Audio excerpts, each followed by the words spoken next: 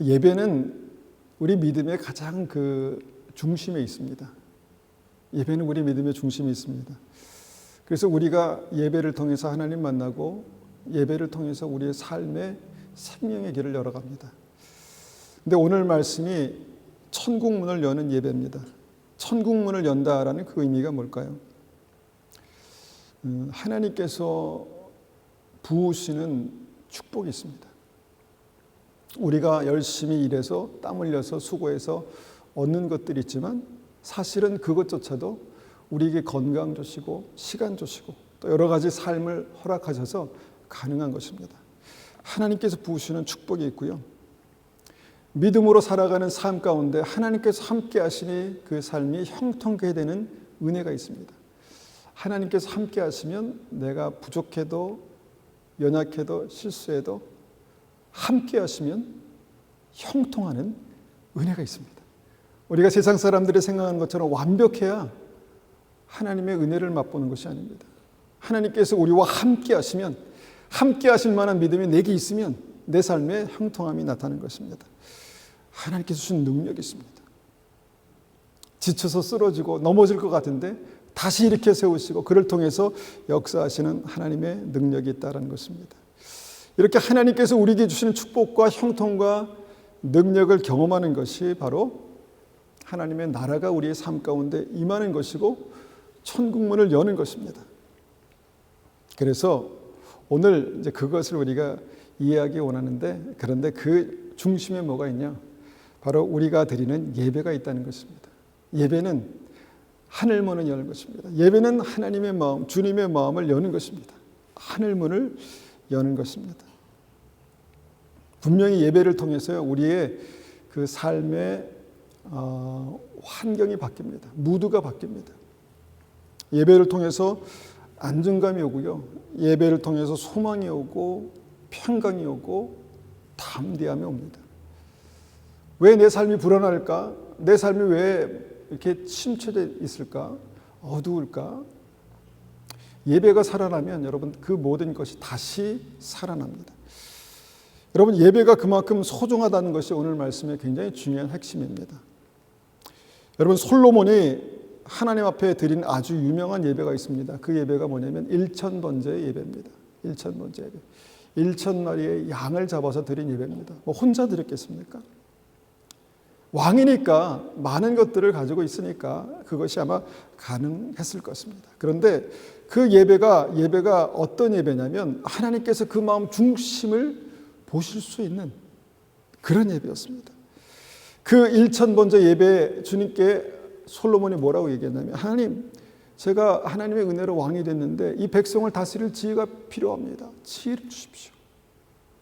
그런데 그 중심이 하나님 앞에 감동을 드렸습니다.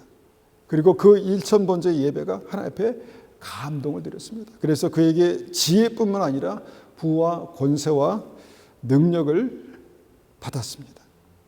여러분 이것이 솔로몬의 아주 한 번의 예배의 능력이었습니다. 여러분 믿음의 사람 우리가 잘 아는 아브라함도요. 한 번의 예배로 그 믿음을 인정받는 계기가 있었습니다. 모리아산에서 그가 이삭과 함께 드린 예배였습니다. 그 한 번의 예배가요. 하나님께서 아브라함의 인생을 인정하시는 그 전체의 믿음을 인정하시는 그런 예배였습니다. 내가 이제야 보았다. 내가 이제야 알았다. 라고 하나님께서 그때 말씀하시죠. 그리고 아브라함은 그 예배를 통해서 하나님의 벗이라는 인정을 받았습니다. 친구가 된 것이죠. 어떻게 사람이 하나님과 친구가 될 수 있을까? 여러분 우리가 생각하는 그런 친구가 아닙니다. 하나님께서 그를 그만큼 가까이 두셨다는 거죠. 그 예배를 통해서 그렇게 하셨다는 것입니다. 우리가 다윗을 또한 생각할 때 다윗의 수많은 시편이 뭡니까? 찬송입니다. 예배입니다. 주님을 향한 간절한 그 마음이 시편에 기록되어 있습니다. 다윗은요, 왕이 되기 전에 예배자였습니다. 하나님의 마음을 품은 자였습니다. 하나님을 향한 뜨거운 마음을 품은 자였습니다. 그래서 그 예배가 하나님 앞에 올려드릴 때마다 하나님 감동이 있으셨습니다. 그리고 하나님께서 다윗에게 뭐라고 말씀하셨습니까? 저를 보니 내 마음에 합한 자로다. 저를 통해서 내가 내 마음을 본다. 내 마음을 본다. 저의 마음을 보니까 내가 기쁘다. 이렇게 말씀하셨다는 것입니다. 그런 다윗이 예배자였다라는 것입니다. 그렇게 모든 믿는 사람들의 예배는요, 하나님을 만나고 그의 삶 가운데 놀라운 천국문을 여는 그런 놀라운 축복이 되었다라는 것입니다. 우리가 그런 예배를 드리기 원합니다. 그런데 성경을 우리가 통해서 이해하게 되는 예배에 관련된 진리가 하나 있는데, 그것은 뭐냐면 하나님께서 받으시는 예배와 받지 않으시는 예배가 있다는 것입니다. 예배를 드리면 다 하나님 받으셔야지. 그게 무슨 말인가? 우리가 잘 압니다. 기록된 말씀을 알죠. 하나님께서 가인의 예배를 받지 않으시고 아벨의 예배를 받으셨다. 아벨의 예배는 받으셨는데 가인의 예배는 받지 않으셨다라는 것이 창세기 4장에 나오는 말씀이죠. 여호와께서 아벨과 그의 제물은 받으셨으나 가인과 그의 제물은 받지 아니하신지라. 그러니까 받으시는 예배와 받으시는 제물과 받지 않으시는 예배, 받지 않으시는 제물이 있다는 것입니다. 구약의 예물을 드리는 제사가 바로 지금의 예배라는 것이죠. 하나님께서 받으시는 예배, 하나님께서 받지 않으신 예배. 근데 이 말씀을 제가 이렇게 묵상하면서 한 가지 딱 마음에 들어온 것이 있었는데, 하나님께서 가인의 예배, 아벨의 예배를 받고 안 받고가 가인과 그의 제물, 아벨과 그의 제물이라고 그렇게 성경에 기록된다는 것이죠. 그러니까 예배만 받는 것이 아니라, 제물만 받으신 것이 아니라 그들의 삶을 받으셨다는 것입니다. 그들이 그 마음을 주님께 드렸다는 것이죠. 가인의 예배를 받으실 때, 아벨의 예배를 받으실 때 주님께서 아벨의 마음을 받으셨고 아벨의 인생을 받으셨고, 가인의 예배를 받지 않으실 때 충격적이지만 가인의 인생도 받지 않으셨다라는 말씀입니다. 그래서 예배가 중요하다는 것입니다.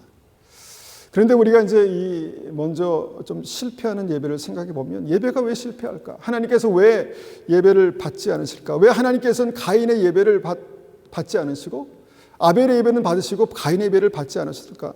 그 이유가 궁금합니다. 여기에 대해서 많은 이제 설교자들은 가인은 양을 잡아서 주님께 드렸고, 아벨은 양을 잡아서 주님께 드렸고, 가인은 곡식으로 예배를 드렸기 때문에 그렇다.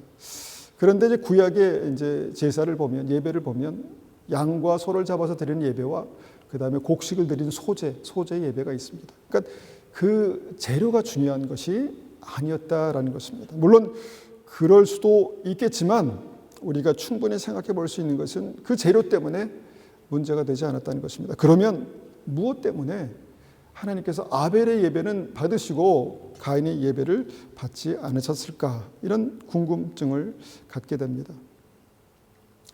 여러분, 하나님께서 그 예배를 받지 않으실 뿐 아니라 하나님께서 싫어하시는 예배도 있습니다.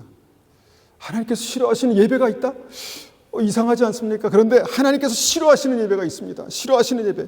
좀 충격적인 말씀이지만 예배가 그 삶에 오히려 문제가 될 수도 있다는 것입니다. 문제가 될 수 있습니다. 예배가. 그 말씀이 바로 사무엘상 13장에 나옵니다. 사울 왕에 대한 이야기죠. 사울 왕이 하나님의 기름 부으심으로 왕이 됐습니다. 왕으로 세움을 받았습니다. 그런데 그가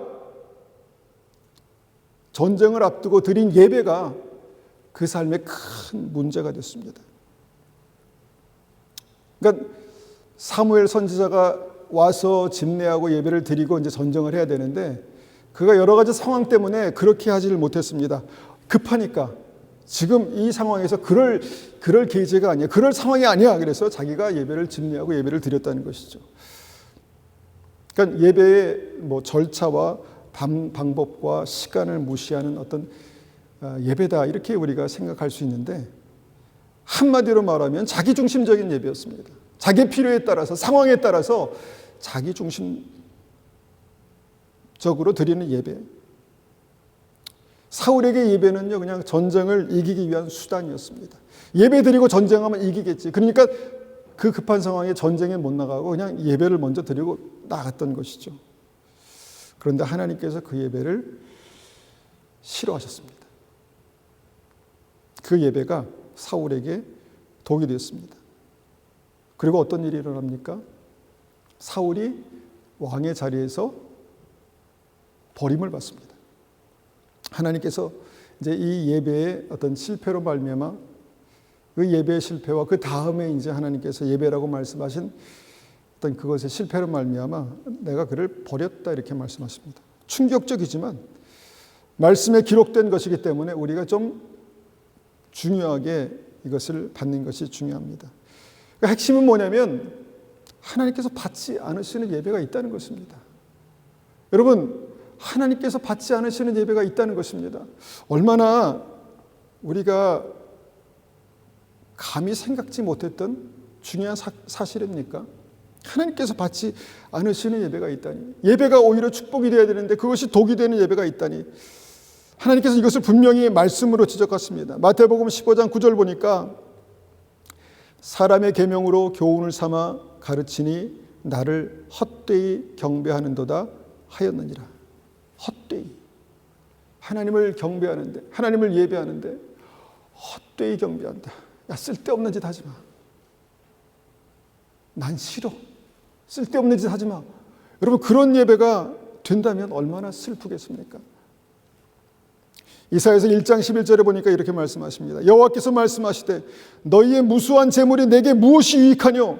나는 수양의 번제와 살찐 짐승의 기름에 배불렀고 나는 수송아지와 어린 양이나 수렴소의 피를 기뻐하지 아니하노라. 하나님께서 기뻐하지 않는, 받으셔도 기뻐하지 않는 그런 예배가 있다. 그런 예물이 있다. 이렇게 말씀하시죠. 이어 말씀하십니다. 이사야서 1장 12절 보니까 너희가 내 앞에 보이려 오니 이것을 누가 너희에게 요구하였느냐? 내 마당만 밟을 뿐이니라. 하나님 앞에 예배드리러 나오는 그 사람들에게 내가 언제 그런 예배를 너에게 요구했니? 너는 그냥 내 마당만 밟는 거야. 그냥 왔다 가는 거야. 마당만 밟는 거야. 라고 말씀하시는 예배가 있었다라는 것입니다. 그러니까 예배는 분명히 하나님께서 기뻐하시지 않는 예배, 성전의 마당만 밟는 예배, 그 다음에 헛되이 경배하는 예배가 있다는 것입니다. 그러니까 우리가 그런 예배다 이것을 말씀드리는 것이 아니라 우리 예배가 그렇게 되지 말아야 되겠다는 것을 말씀드리는 것입니다. 요새 흔한 게 예배 아닙니까? 어디서나 주일만 되면 아무 데서나 드릴 수 있는 것이 예배 아닌가요? 그런데 그렇게 예배가 흔해지고 쉬워지면서 어떤 일들이 일어나냐면 주일 되면 습관에 따라서 예배 드리기 시작했습니다. 안 드리면 찜찜하고 드리면 내가 드린 것입니다. 그래서 그런 예배를 우리가 새롭게 하지 않으면, 날마다 새롭게 하지 않으면 우리의 믿음이 하나님의 마음을 열고 천국문을 여는데 계속해서 실패한다는 것입니다. 예배가 축복이 되어야 되는데 예배가 혹시나 문제가 되지 않을까? 이런 염려를 하게 되는 것입니다. 그럼 예배를 어떻게 준비해야 될까요? 실제적으로 우리가 예배를 어떻게 준비할 수 있을까요? 제가 목사가 된 것이 얼마나 감사하고 축복된 일인지 모르겠습니다. 목사가 되니까 일주일 동안 계속해서 말씀을 생각하고 예배를 준비합니다. 그리고 미리 이제 예배를 하고 예배를 이제 그 금요일 날 녹화하고 계속해서 마음속에 그것을 생각합니다. 떠나지 않습니다. 그리고 주일 아침이 되면 이제 제가 이제 그 체크리스트를 계속해서 이제 써놓고 아내가 없으니까 더 체크리스트를 써놓고 이제 하나하나 체크하면 내가 이거 준비했는지 체크를 하죠. 그러니까 예배를 그렇게 이제 준비하게 됩니다. 지금은 그러신 분이 없겠지만 옛날에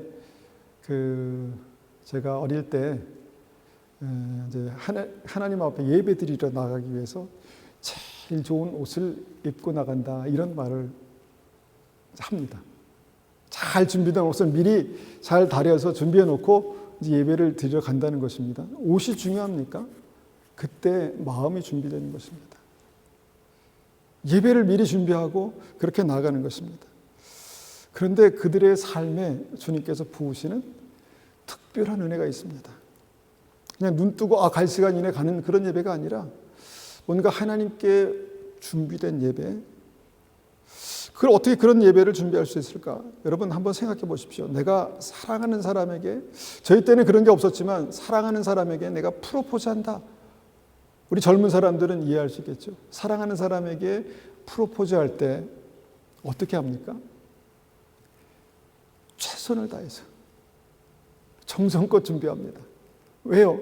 사랑하기 때문에, 감동을 주기 원하기 때문에, 사랑을 전하기 원하기 때문에, 전하고 싶어서 그렇게 합니다. 그 정도까지 우리가 준비할 수 있을까? 우리 예배가 정말 프로포즈하는 마음으로 준비될 수 있을까? 만약 그렇게만 될 수 있다면 여러분, 하나님께서 가만히 계실까요? 감동이 되시는데 어떻게 가만히 계시겠습니까? 거기까지 안 가더라도 내일 내가 가고 싶은 중요한 회사에 면접이 있다고 생각해 보십시오. 어떻게 하시겠습니까? 미리 준비하죠. 내가 어떤 말을 해야 될지, 내가 어떤 옷을 입고 가야 될지, 어떤 표정으로 서야 될지 거울에 한번 다시 나를 확인하고 그렇게 가지 않겠습니까? 내일 법정에 서는 날, 중요한 판결을 앞두고 내가 법정에 선다 생각해 보십시오. 상상하는 것입니다. 그러면 내가 어떤 말을 해야 될지, 어떻게 어떤 모습으로 가야 될지 미리 생각하고 준비할 것입니다. 미리 생각하고 준비하는 것, 그것이 중요하지만 여러분, 중요한 것은 뭡니까? 마음입니다. 마음. 하나님 앞에 나아가는 마음, 전능하신 주님 앞에 나아가는 그 마음, 그 마음이 예배입니다, 여러분. 그 마음이 예배입니다. 그런데 이 시대가 그 마음을 잃어버렸습니다. 너무 흔한 예배, 너무 쉬운 예배, 졸지 않으면 다행인 예배, 그런 예배를 드리다 보니까 그 마음을 잃어버렸습니다. 그 마음을 잃어버렸습니다. 하나님께서 예배자를 찾으신다 말씀하셨는데, 그냥 보이면 보여야 되는 예배자, 이 시대의 흔한 그 예배자가 아니라 찾으신답니다. 없기 때문에, 그런 예배자가 없기 때문에. 여러분, 우리가 그런 예배를 드리기를 원합니다. 그런 예배를 회복하기를 원합니다. 그렇다면 우리가 하나님께서 받으시는 예배가 뭘까? 이런 고민을 하면서 말씀을 정리했습니다. 어떤 예배를 받으실까? 도대체 하나님은 어떤 예배를 받으실까? 하나님께서 받으셨던 그 예배를 생각해 봤습니다. 아브라함의 예배를 보니까 첫 번째, 하나님께서 경외함으로 드리는 예배를 받으시는구나 라는 결론을 내릴 수 있었습니다. 아브라함의 예배를 보니까 경외함으로, 두렵고 떨림으로, 영어 성경은 fear. 왜 하나님께 나가는데 두려움이 필요한가? 여러분, 그 두려움이 공포겠습니까? 아닙니다. 떨리는 마음입니다. 떨리는 마음. 하나님 앞에 나가기 때문에, 사랑하는 사람에게 나가기 때문에, 프로포즈할 때 그 떨림으로, 나를 싫어하면 어떡하지? 노하면 어떡하지? 그 경외함으로, 그것이 경외함입니다. 그 마음으로 나가는 것이 예배다라는 것입니다. 창세기 22장 10절에 이렇게 말씀하십니다. 사자가 이르시되 그 아이에게 내 손을 대지 말라. 그에게 아무 일도 하지 말라. 내가 내 아들 내 독자까지도 내게 아끼지 아니하였으니 내가 이제야 내가 하나님을 경외하는 줄 아노라. 하나님을 경외하는 줄 내가 이제 알았다. 이렇게 말씀하십니다. 그 예배를 통해서 하나님께서 이것을 보셨다는 것입니다. 그 무리한 요구를 아브라함에게 하시면서, 무리한 예배를 요구하시면서 하나님께서 결국 확인하기 원하셨던 것이 경외함이었다라는 것입니다. 하나님을 두렵고 떨림으로 예배하는 그 경외하는 마음이었다라는 것입니다. 여러분, 하나님께서 보시기 원하시는 예배자의 중심이 바로 이 경외함입니다. 여러분, 정말 하나님의 말씀 한마디에 내 인생이 걸려있다라고 생각하십니까? 그럴 수도 있습니다. 그러면 그럴 수 있다라고 생각할 때 경외함이 생기지 않겠어요? 경외함이 생기는 것입니다. 그분의 결정이 여러분 내 삶의 천국과 지옥을 결정한다라는 것을 우리는 압니다. 하나님, 내가 믿었으니까 당연히 가야죠가 아니라 하나님께서 결정하시는 것입니다. 그렇지 않겠습니까? 여러분, 예수님께서 십자가에 달려 돌아가실 때 아무도 그 양옆에 있는 강도 중에 한 사람이 천국 갈 거라고 생각하지 못했습니다. 어떻게 인생을 그따위로 산 사람이 어떻게 하나님 앞에 정말 믿음을 말하고 천국을 갈 수 있을까? 아마 그 자신도 그것을 몰랐을 것입니다. 그런데 우리는 알잖아요. 우리는 그가 주님의 나라에서 저를 기억해 주십시오. 당신의 나라에 임하실 때 저를 기억해 주십시오. 그 말 한마디가 그의 삶을 지옥에서 천국으로 바꿨다는 것입니다. 주님, 불공평합니다. 나는 평생 믿음으로 이렇게 살았는데 그 말 한마디로 그렇게 될 수가 있습니까? 근데 하나님께서 그 당시에 그 순간에 그 마음에 믿음을 보셨다는 것입니다. 그것을 누가 결정하셨습니까? 예수님께서, 만왕의 왕 하나님께서 결정하셨다는 것입니다. 근데 우리가 그것을 알지 않습니까? 와, 믿음의 고백이 이렇게 중요하구나. 하나님 앞에 드리는 믿음이 이렇게 중요하구나 라는 것을 우리는 알지 않습니까?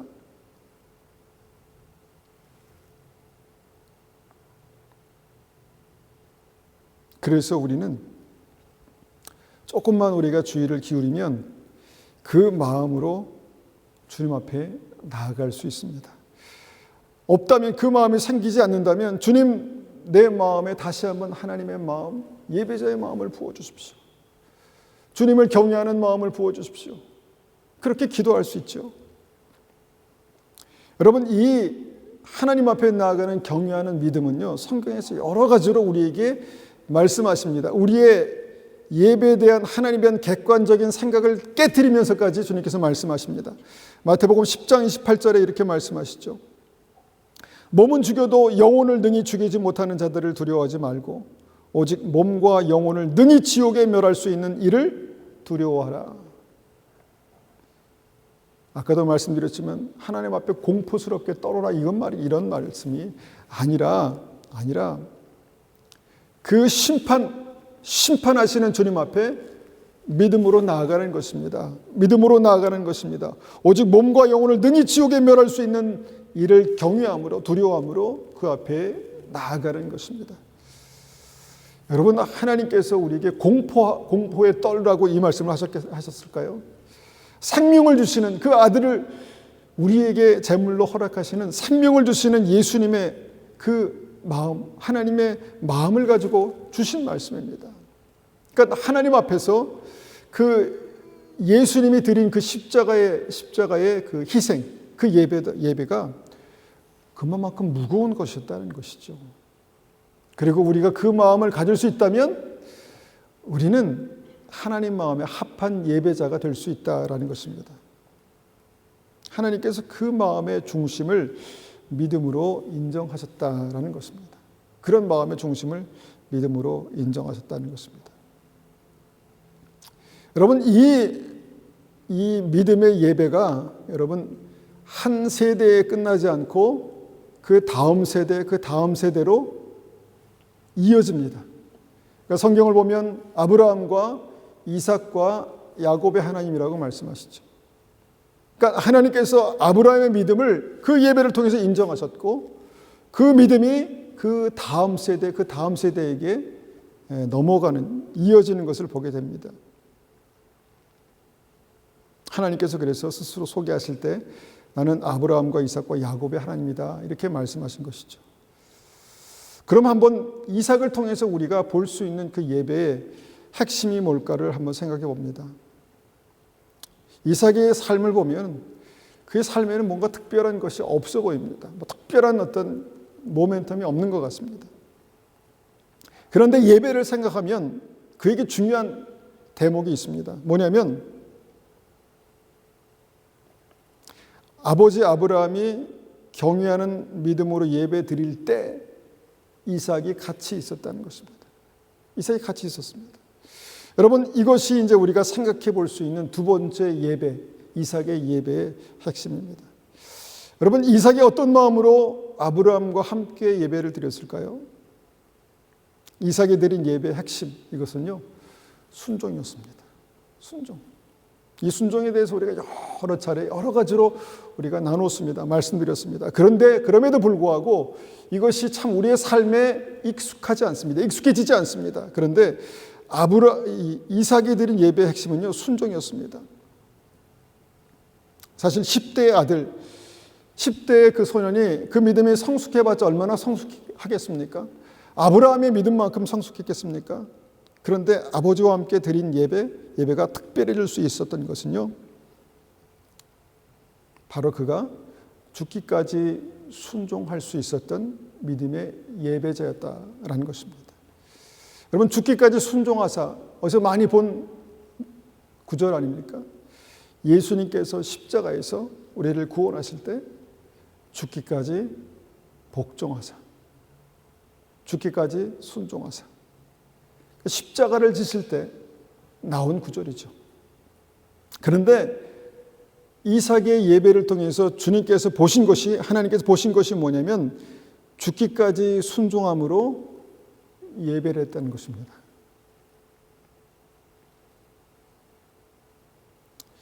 이삭이 10대가 됐다면 얼마나 힘과 혈기가 넘치겠습니까?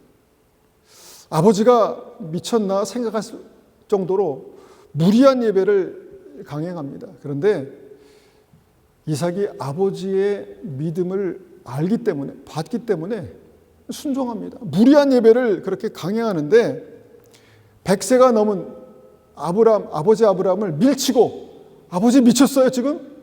이렇게 할 수 있었는데 그가 아브라함의 믿음, 아브라함이 드린 예배에 순종합니다.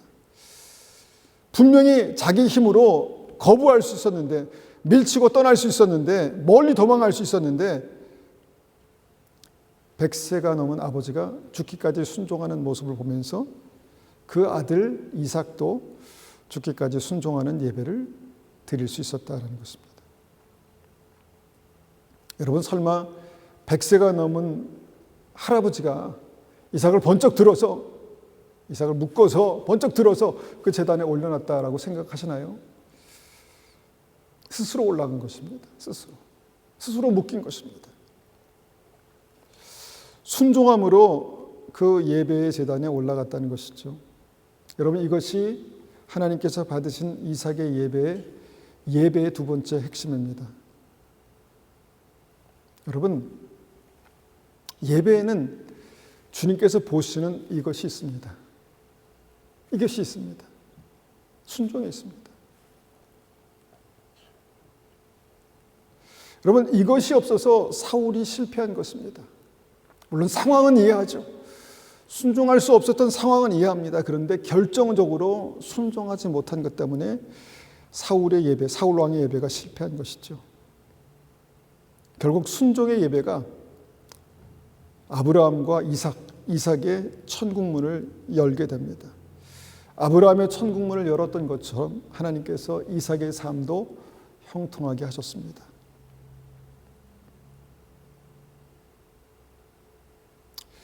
여러분, 오늘 우리가 드리는 예배가 어떤 예배일까?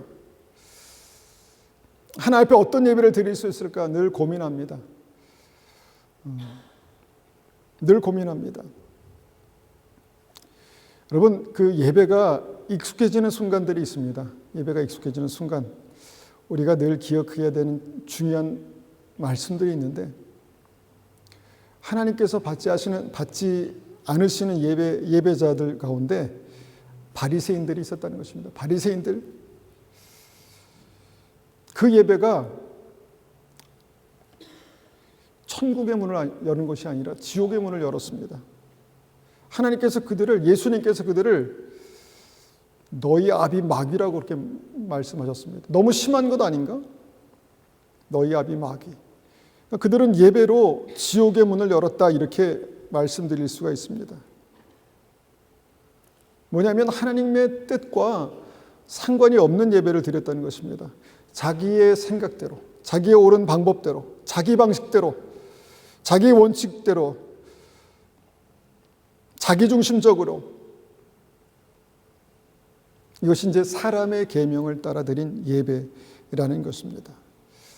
그러니까 우리가 이것을 너무 어렵지 않아? 어떻게 그것을 알 수 있어? 이렇게 우리가 생각할 수 있겠지만 예배 나올 때마다 경외함으로 나와야 되는데 그것이 없었어요. 경외함이. 순종함으로 순종함이 없었습니다. 그러니까 거기에 자기의 생각과 자기의 이론과 자기의 방식이 들어가는 것이죠. 그래서 바리새인들이 하나님께 드린 예배는 불순종의 예배였다 이렇게 우리가 기억할 수 있습니다. 내가 이것을 내 삶에서 끊어낼 수 있다면, 내가 순종함으로 하나님 앞에 예배드릴 수 있다면 분명히 하나님께서 우리의 삶 가운데 천국문을 여실 것이다 확신합니다. 여러분, 이제 이삭의 예배를 하다가 이제 잠깐 다른 얘기를 했는데, 이삭의 예배가요 결국은 뭡니까? 산제사로 드리는 예배입니다. 산제사로. 이 순종의 예배가 뭐냐면 산제사로 드린 예배입니다. 한번 이것을 생각하면 이삭이 어떤 믿음으로 그 예배 자리에 들어갔는지를 한번 생각해 보면서 이것이 산제사로 드리는 예배겠구나. 핵심은 뭡니까? 죽기까지 순종하는 그런 마음으로 예배를 드렸다는 것입니다. 이 예배가 아브라함과 이삭의 야곱의 하나님이 된 것입니다. 세 번째로 우리가 이 예배로 하나님의 마음을 열었던 이 예배 가문, 아브라함과 이삭과 야곱의 예배 중에서 야곱의 예배를 한번 생각해 봅니다. 야곱의 예배는 어떤 특별함이 있었을까요? 야곱의 예배의 특별함은요, 간절함입니다. 간절함. 야곱은 어릴 때부터 하나님의 은혜와 축복에 대해서 간절함이 있었습니다. 물론 그가 믿음이 성숙지 못하고 하나님 앞에 뭔가 어렵기 때문에 형과 아버지를 속이고, 그렇게까지 형과 아버지를 속이고 축복을 사모했던 어떤 그런 사람이었습니다. 미성숙한 신앙이었습니다. 그런데 그 미성숙한 신앙의 중심에 뭘 볼 수 있냐면 간절함이 있었다는 것입니다. 간절함. 하나님의 은혜가 필요합니다. 하나님의 축복이 필요합니다. 그렇지만 그의 삶이 하나님 앞에 다듬어져야 될 필요가 있었기 때문에 그 성숙지 못한 야곱이 이제 무리한 어떤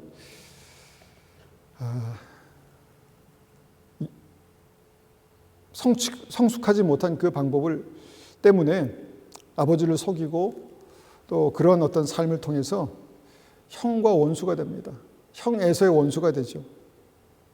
그리고 그렇게 이제 아버지가 이제 그 하나님의 축복을 받고 도망갑니다. 형 에서의 칼을 피해서 도망가죠. 형이 그를 죽이겠다고 합니다. 자기를 2번씩이나 속였다고. 팥죽 한 그릇으로 나를 속이더니 이제는 이렇게까지 나를 아주 주도면문하게 나를 속였구나라고 이제 죽이려고 합니다. 그렇게 이제 도망가고 야곱은 이제 혼자가 됩니다.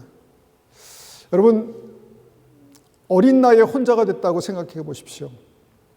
고향에 갈 수 없고 아버지와 어머니를 만날 수 없는 그런 상황 가운데 그의 간절함은 아마 더욱더 간절해졌을 것이다. 우리가 생각해 볼 수 있습니다. 삶의 고비마다 위기마다 간절하게 하나님의 은혜를 찾는 그런 마음이 있었습니다. 이런 간절한 야곱의 마음을 단적으로 보여주는 장면이 바로 야곱의 아주 유명한 모습이죠. 바로 하나님과 씨름하는 야곱의 모습입니다. 하나님과 씨름하는 야곱의 모습. 우리가 너무 간절하고 절박할 때 그 문제와 상황과 씨름한다 이렇게 말하죠. 바로 그런 관점입니다. 그런 관점입니다. 창세기 32장 22절에서 28절까지 말씀을 제가 쉬운 성경으로 한번 받들어 읽겠습니다. 22절입니다.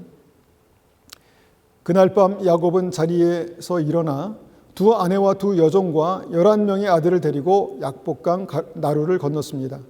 야곱은 자기의 가족 모두와 자기의 모든 재산을 강 건너편으로 보냈습니다. 그리고 자신은 홀로 뒤에 남았습니다. 어떤 사람이 와서 밤새도록 야곱과 씨름을 했습니다. 그 사람은 야곱을 이길 수 없다는 것을 알고 야곱의 엉덩이뼈를 쳐서 엉덩이뼈를 어긋나게 만들었습니다. 그 사람이 야곱에게 말했습니다. 날이 새려고 하니 나를 놓아다오. 하지만 야곱이 말했습니다. 저에게 복을 주시지 않으면 보내드릴 수 없습니다. 그 사람이 야곱에게 말했습니다. 내 이름이 무엇이냐? 야곱이 대답했습니다. 야곱입니다. 그 사람이 말했습니다. 내 이름은 이제부터 야곱이 아니라 이스라엘이다. 내가 하나님과 씨름했고 사람과도 씨름을 해서 이겼기 때문이다. 마치 이 상황과 내용이 어떤 비밀을 말하는 수수께끼 같습니다. 그런데 결론이 뭐냐면 하나님과 씨름해서 이겼다는 것입니다. 하나님과 씨름해서 이겼다. 야곱이 에서를 피해서 여러분 20년간 도피 생활합니다. 20년간. 그리고 이제 그런 상황에서 다시 고향으로 돌아가기로 결정하죠. 그런데 고향에 누가 있습니까? 야곱을 죽이겠다고 칼을 갈고 있는 형 에서가 살고 있었습니다. 굳이 형이 그렇게 야곱을 죽이겠다고 그렇게 칼을 갈고 있는데 굳이 돌아가겠다고? 그런데 야곱이 온다는 소식을 듣고 형 에서가 400명의 군대를 거느리고 야곱에게 옵니다. 설마 야곱을 환영하려고, 대대적으로 환영하려고 400명의 군대를 거느리고 왔겠습니까? 그러니까 작정하고 야곱을 죽여야 되겠다 결정한 것이죠. 그런데 그런 상황을 안 야곱이 거기서 발걸음을 멈추지 않고 왜 형 에서가 살고 있는 고향으로 끝까지 돌아가기로 결정했을까요? 바로 하나님께서 명령하셨기 때문입니다. 창세기 31장 13절을 보니까 나는 베델에서 너에게 나타났던 여호와 하나님이다. 너는 거기에서 돌 기둥에 기름을 붓고 나에게 맹세를 했다. 당장 이곳을 떠나 내가 태어난 땅으로 돌아가거라. 당장 돌아가거라. 이렇게 말씀하셨습니다. 하나님 거기 가면 에서가 있습니다. 거기 가면 죽을 것입니다. 당장 돌아가거라. 그래서 어떻게 했습니까? 지금 가고 있습니다. 에서가 400명의 군대를 거느리고 자기를 죽이러 온다는 그 사실을 알고도 갑니다. 그게 뭡니까?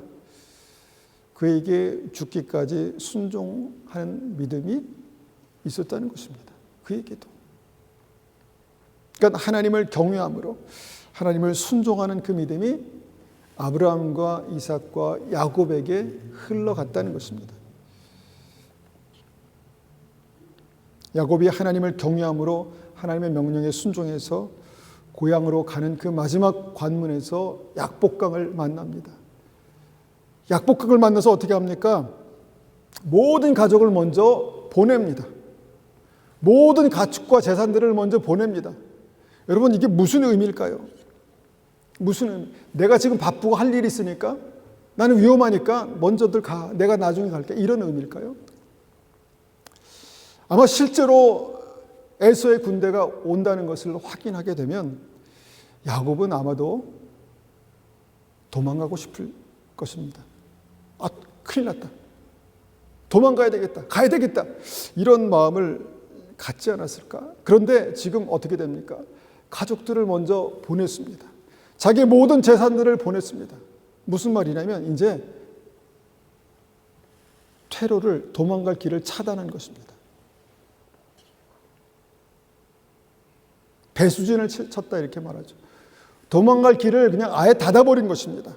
내가 자칫하면 하나님께서 말씀하신 대로 내가 순종할 수 없기 때문에 먼저 다 보낸 것입니다. 그래서 이제는 야곱에겐 다른 길은 없습니다.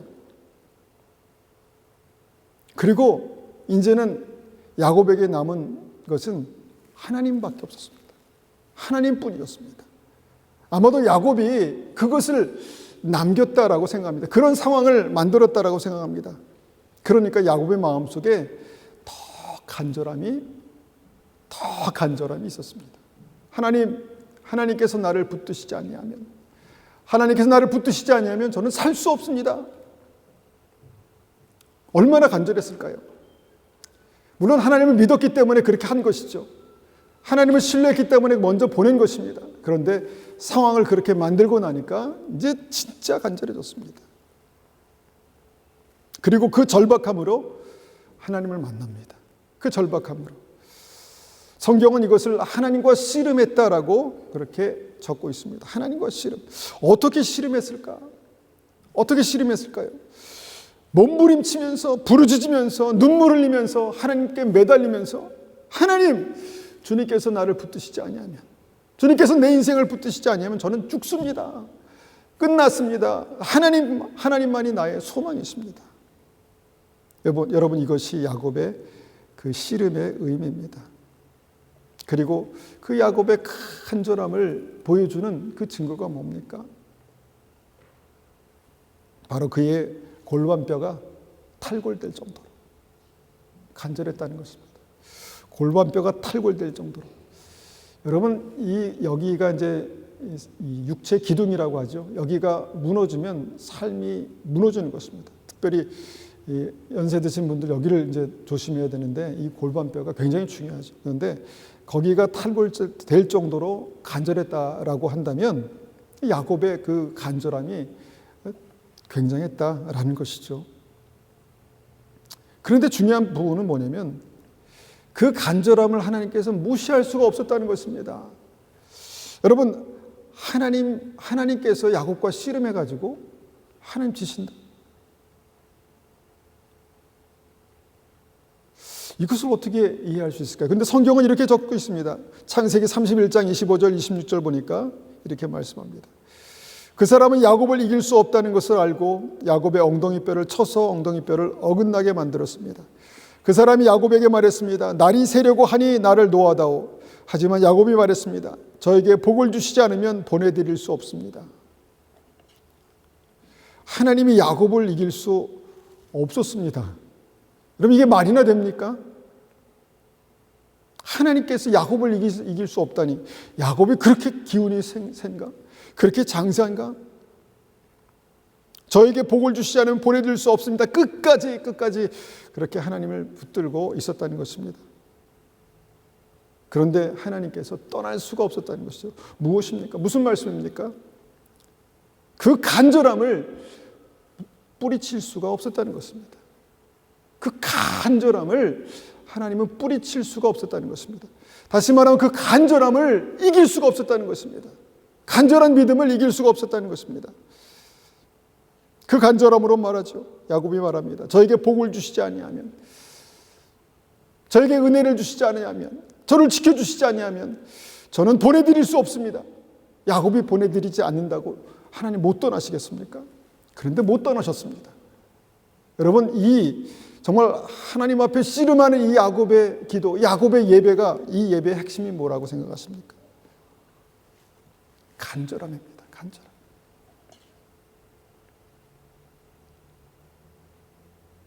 그때 하나님께서 말씀하시죠. 그 사람이 야곱에게 말했습니다. 내 이름이 무엇이냐? 야곱이 대답했습니다. 야곱입니다. 그 사람이 말했습니다. 내 이름은 이제부터 야곱이 아니라 이스라엘이다. 이스라엘이다. 그의 인생이 바뀌는 대목이 여기서 나옵니다. 그의 삶의 데스티니가 바뀌는 대목이 여기서 나옵니다. 내 이름은 이제부터 야곱이 아니라 이스라엘이다. 내가 하나님과 씨름했고 사람과도 씨름을 해서 이겼기 때문이다. 어떻게 야곱이 하나님과 씨름해서 이길 수가 있습니까? 여러분, 여기서 적고 있는 하나님은 어떤 하나님, 도대체 어떤 하나님이시길래 야곱이 씨름해서 이길 수 있는 하나님일까요?